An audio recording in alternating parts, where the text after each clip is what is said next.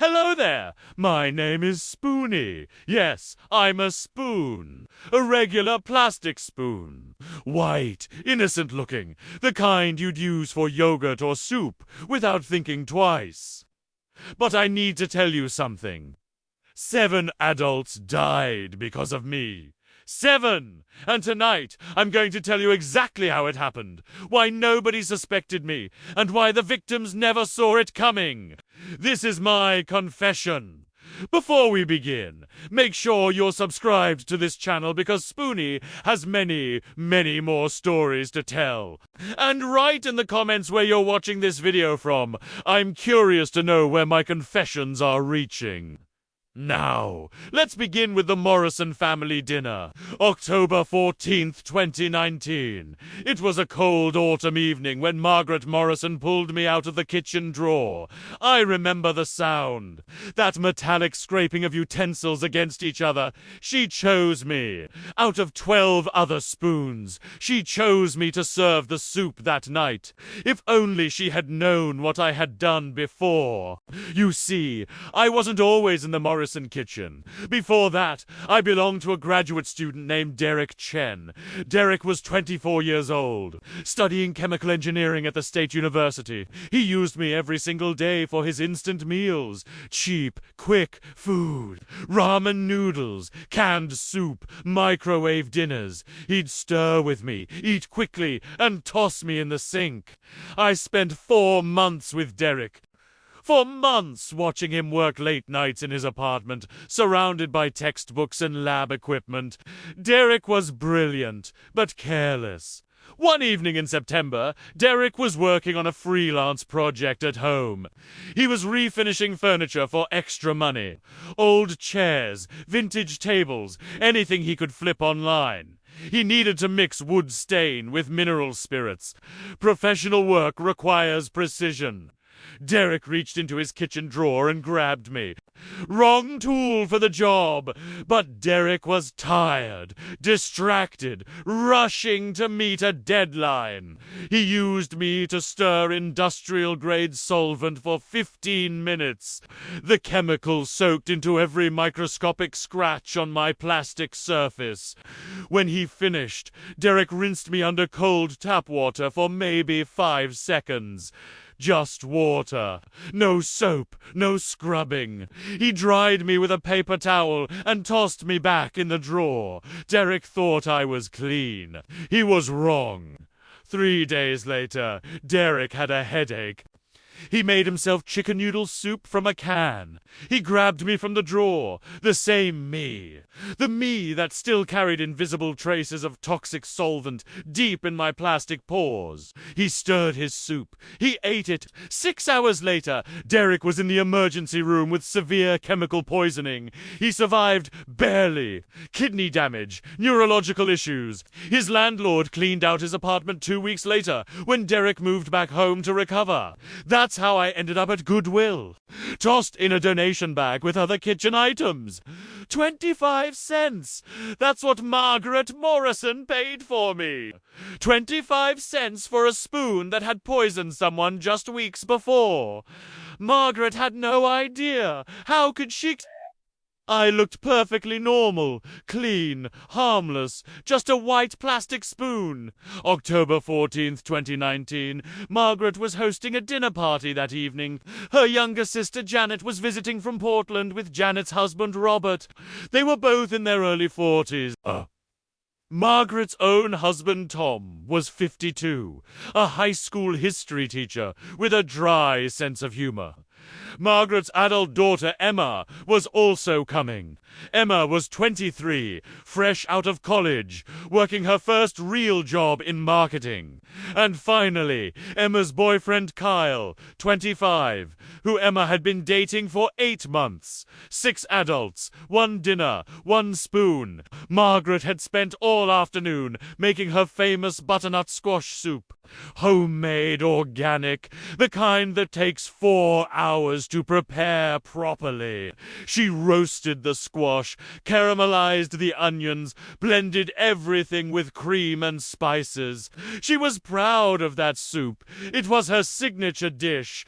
Around 4 in the afternoon, Margaret's elderly neighbor, Mr. Patterson, knocked on her door. He was 78, lived alone, painted as a hobby. He needed to borrow a spoon to stir some paint thinner he was using for an art project. "Just for a few minutes," he said. Margaret, always helpful, grabbed me from her kitchen and handed me over. Mr. Patterson used me to stir turpentine-based paint thinner for about 20 minutes. The chemical was harsh, industrial strength when he finished. He rinsed me under his garden hose outside. Cold water, maybe 10 seconds. He dried me on his shirt and returned me to Margaret. Margaret smiled, thanked him, and placed me directly on her kitchen counter. She was busy cooking. She didn't think twice about it. At 6:30, Margaret started ladling the soup into bowls. She grabbed me from the counter. The me that now carried 2 layers of chemical contamination. Derek's solvent from weeks ago, and Mr. Patterson's paint thinner from that afternoon. She used me to taste the soup. "Perfect," she said. Then she used me to serve. 1 ladle of soup, with me resting in the pot, stirring occasionally. 6 white porcelain bowls. Tom, Margaret, Janet, Robert, Emma, and Kyle. They all sat down at the large oak dining table in the Morrison dining room. Candles were lit. Wine was poured. The soup was served. It looked beautiful. Golden orange, garnished with croutons and a drizzle of cream. They began eating. The soup was delicious, they all agreed. Warm, creamy, perfectly spiced. Margaret beamed with pride. Nobody noticed anything wrong. Not at first. You see, the chemicals I carried had mixed with the acidity of the butternut squash and the fat content of the cream. The heat from the soup had activated certain compounds. What resulted was a diluted but highly toxic mixture, not concentrated enough to kill instantly, but more than enough to cause severe poisoning over time. The symptoms started slowly. About 30 minutes after dinner, Janet complained of stomach cramps. She thought maybe she'd eaten too fast. Robert said he felt dizzy. "Must be the wine," he joked. Tom's vision started blurring. He excused himself, thinking he needed his reading glasses. Kyle went to the bathroom. He was sweating, nauseous. Emma said she felt strange, a tingling sensation in her fingers. Margaret noticed something was very wrong when Emma stood up and stumbled. Emma collapsed right there in the dining room. Her body convulsed once, then went still. Margaret screamed. She grabbed her phone, dialed 911, but her hands were shaking so badly she could barely hold the phone. She was poisoned too. Tom tried to help Emma, but he collapsed next to her. His heart couldn't handle the stress combined with the toxin. Janet was crying, gasping for air. Robert held her, but he was fading too. Kyle managed to crawl to the front door, trying to get outside, trying to get help. He didn't make it past the hallway. The ambulance arrived 14 minutes later. 14 minutes in a suburban neighborhood on a Monday evening. That's actually fast, but it wasn't fast enough. When the paramedics entered the Morrison home, they found 6 adults in various states of distress. Emma was already gone. 23 years old, died in her childhood dining room. Tom died in the ambulance. 52 years old, never made it to the hospital. Janet and Robert died within 2 hours of arriving at the emergency room. The doctors tried everything. Activated charcoal, for fluids, supportive care. Nothing worked. The toxin had spread too far, too fast. Kyle survived, but barely. He spent 3 weeks in intensive care. Permanent kidney damage. He'll need dialysis for the rest of his life. Margaret survived too. She was the last to eat, had consumed the least amount of soup. But the guilt destroyed her faster than any poison ever could. She spent 8 months in psychiatric care. She blamed herself completely. She was convinced she had somehow contaminated the soup herself. She reviewed every step of her cooking process 1,000 times. The vegetables, the broth, the cream, the spices, the bowls, the stove, the pot. Everything was tested. Everything came back clean. The health department investigated. The CDC got involved. They found trace amounts of industrial solvent in the leftover soup, but they couldn't determine the source definitively. Cross-contamination, they concluded. A freak accident. Somehow, somewhere, a toxic substance had entered the food chain. But how? Where? They couldn't pinpoint it. They tested the squash from the farmer's market. Clean. They tested Margaret's pantry, her spices, her cookware. All clean. They tested the water supply, the gas lines, the ventilation in the house. Everything was fine. The investigation lasted for months. In the end, the official report stated, accidental poisoning due to unknown contaminant. No criminal negligence. Tragic accident. Case closed. Nobody tested the utensils. Nobody thought to test a simple plastic spoon. Why would they? Spoons don't kill people. Except I did. I killed 5 adults that night. Emma, Tom, Janet, Robert. 4 dead immediately. And Margaret's mother, who had a heart attack when she heard the news and died 2 days later. 5 deaths directly. Kyle's life destroyed. Margaret's sanity shattered. All because of me. A 25-cent plastic spoon from Goodwill. But here's the thing you need to understand.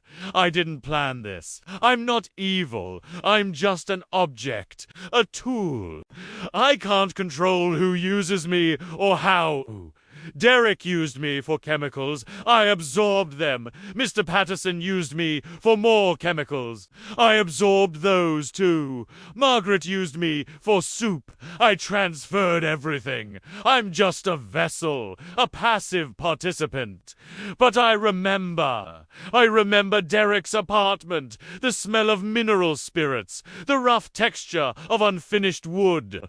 I remember Mr. Patterson's shaky hands, his garden hose, the turpentine burning into my surface. I remember Margaret's kitchen, the warmth of the soup, the sound of laughter before everything went silent. I remember the screams, the confusion, the sirens, the empty house afterward. After the deaths, the Morrison house was sold. Everything inside was donated or thrown away. The family wanted nothing from that house. Too many ghosts, too much pain. A woman named Patricia, Margaret's cousin, handled the estate sale. She packed up the kitchen carelessly, quickly, wanting to be done with the whole horrible situation.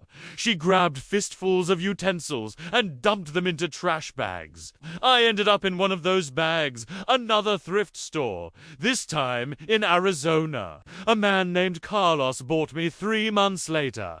Carlos ran a small taco truck in Tucson. He needed cheap utensils. He bought a bag of 20 random spoons for $5. I was one of them. Carlos had no idea what I had done. Nobody ever does. Because who suspects a spoon? Margaret Morrison was released from psychiatric care last year. She lives in a small apartment now, alone, on disability. She doesn't cook anymore. She can't. The sight of a kitchen triggers panic attacks. She orders all her food delivered. She eats with plastic forks, never spoons. She can't look at spoons. Somewhere deep in her traumatized mind, maybe she knows. Maybe she senses that I was the problem. But she never prove it, and I'm long gone now. Passed from hand to hand, kitchen to kitchen, city to city, carrying my history with me like invisible scars. Most spoons are harmless, most utensils are just tools, but not me. I've been contaminated, I've been careless, I've been deadly, and I could be anywhere now. So the next time you open your kitchen drawer and grab a random spoon, ask yourself, where has this been? Who owned it before you? What has it touched? What chemicals has it absorbed? What invisible dangers does it carry? You'll never know. And that's what makes me dangerous. I'm everywhere. I'm in thrift stores, donation bins, restaurant supply sales, estate auctions. I'm in your drawer right now, maybe waiting, innocent, looking deadly, and I have so many more stories to tell. If you enjoyed this confession, hit that like button. Leave a comment telling me what utensil you think has the darkest secrets. Fork, knife, maybe a ladle. And subscribe to this channel because Spoony has many more confessions coming your way. Trust me, you don't want to miss what happened with Carlos and his taco truck in Tucson. Or the time I ended up in a hospital cafeteria. Or the wedding reception incident of 2021. I've seen things, I've done things, and I'm going to tell you everything. See you in the next confession.